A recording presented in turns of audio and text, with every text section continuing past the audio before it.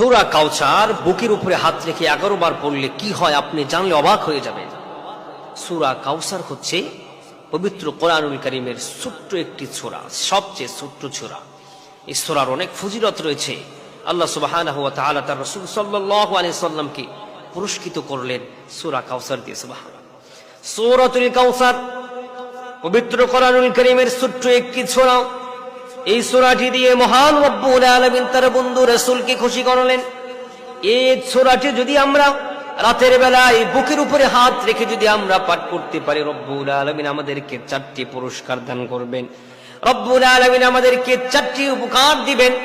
1 নম্বর উপকার হলো, যে ব্যক্তি সূরাতুল কাউসার আউযু বিল্লাহি মিনাশ শাইতানির রাজীম বিসমিল্লাহির রহমানির রহিম সহ ডান হাত বুকের উপরে দিয়ে যদি পড়তে পারে, রব্বুল আলামিন সূরা কাউসারের বরকতে আল্লাহ তাকে গায়বীভাবে সাহায্য দান করে দিবেন।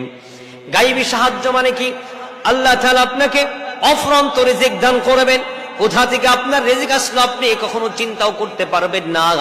আপনাকে আল্লাহ সুবহানাহু ওয়া তাআলা অঢেল রিজিক দান করে দিবেন, অঢেল সম্পদ দান করে দিবেন, আপনি কখনো কল্পনা করতে পারবেন না। 2 নম্বর হলো, রব্বুল আলামিন আপনাকে নেককার এবং সালেহ বানায় দিবেন। পৃথিবীর মানুষগুলো বড় বদকার হয়ে আছে, শয়তানের ওয়াসওয়াসায় পড়ে মানুষ জাহান্নামী হয়ে যাচ্ছে। শয়তানকে মানুষ অনুসরণ করছে, অনুকরণ করছে, আল্লাহকে ভুলে যাচ্ছে। প্রতিদিন রাতে বুকের উপরে হাত রেখে যদি সূরা কাউসার আপনি পাঠ করতে পারেন, রব্বুল আলামিন আপনাকে নেককার বানায়া দিবে, সালেহ বানায়া দিবে, দিনদার বানিয়ে দিবে।